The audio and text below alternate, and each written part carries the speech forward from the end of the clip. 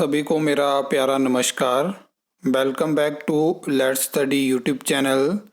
इस वीडियो में हम हिमाचल प्रदेश आउटसोर्स भर्ती कोर्ट केस के बारे में बात करेंगे, क्योंकि पिछले कल ये केस जो था वो हाई कोर्ट में लगा था और पिछले कल जो भी हाई कोर्ट की तरफ से ऑर्डर पास हुए हैं हम उसके बारे में बात करेंगे। और जैसा कि मैंने आपको पहले भी बताया कि इसी केस के साथ असिस्टेंट स्टाफ नर्स भर्ती कोर्ट केस भी जुड़ा है, तो उसमें पिछले कल किस तरह की जानकारी हमें देखने को मिली है, सभी चीज़ों के ऊपर हम बात करेंगे। सबसे पहले मैं आपको बता दूं कि अभी तक पिछले कल जो हाई कोर्ट की तरफ से ऑर्डर पास हुए हैं तो उसकी जो ऑफिशियल पीडीएफ है वो हमें देखने को नहीं मिली है, लेकिन पिछले कल ही शाम को मैंने आपको जानकारी दे दी थी कि जो असिस्टेंट स्टाफ नर्स की ज्वाइनिंग होने वाली है, जो प्रोसेस को पिछली हीयरिंग में हाई कोर्ट की तरफ से रोका गया था, तो उससे मतलब वो स्टे हटाने के लिए सरकार मतलब हाई कोर्ट ने मना किया है। तो फिलहाल जितनी ज्वाइनिंग पहले हो चुकी हैं और अभी जो लेटेस्ट आपको पोस्ट कोड का रिज़ल्ट देखने को मिला है तो उसमें ज्वाइनिंग नहीं हो सकती है। आप ये आज की न्यूज़ भी देख सकते हो। नर्सों की भर्ती पर रोक हटाने से इनकार, नई नीति पर भी सवाल।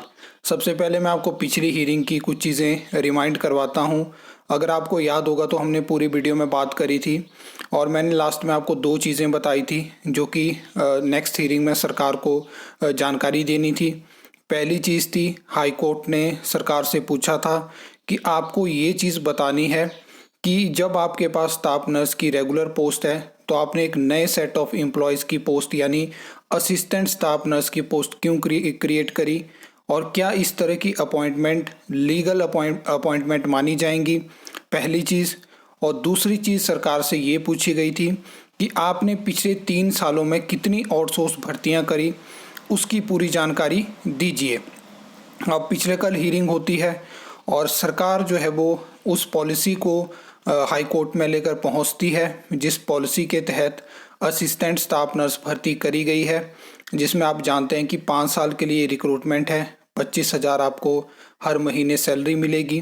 तो इस पे जो है वो हाई कोर्ट ने सवाल उठाए हैं और इस तरह की भर्ती आउटसोर्स से किस तरह से अलग है, क्योंकि सरकार कहीं ना कहीं ये चीज़ प्रूव करना चाहती थी कि आउटसोर्स जो रिक्रूटमेंट रहती है पहले उस पे सवाल उठे, तो हम इस तरह की पॉलिसी वाली रिक्रूटमेंट लेके आए जिसमें कि ट्रांसपेरेंसी है, जिसमें कि आयोग के माध्यम से भर्ती होगी।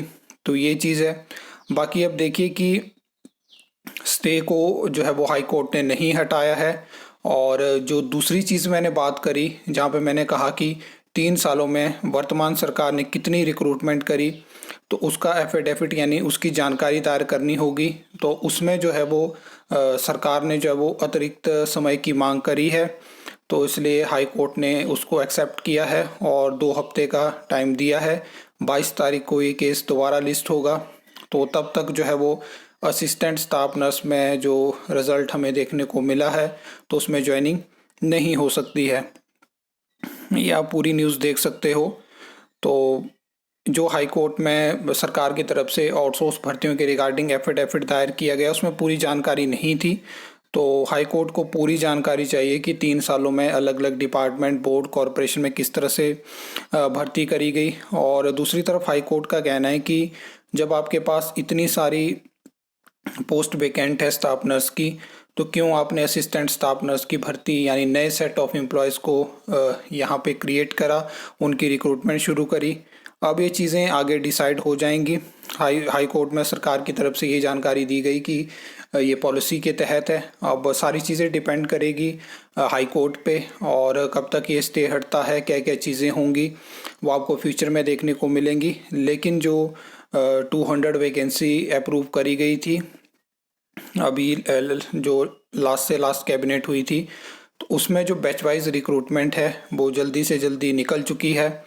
तो ये चीज़ें होती हैं हाई कोर्ट का प्रेशर, जहाँ पे सरकार को जल्दी से जल्दी बैच वाइज रिक्रूटमेंट को निकालना पड़ा। उसके बारे में आपको एक अलग डेडिकेट वीडियो देखने को मिलेगी।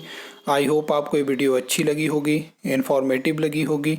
तो वीडियो को लाइक, कमेंट, शेयर कर सकते हो, चैनल को सब्सक्राइब कर सकते हो फर्दर न्यू अपडेट्स के लिए।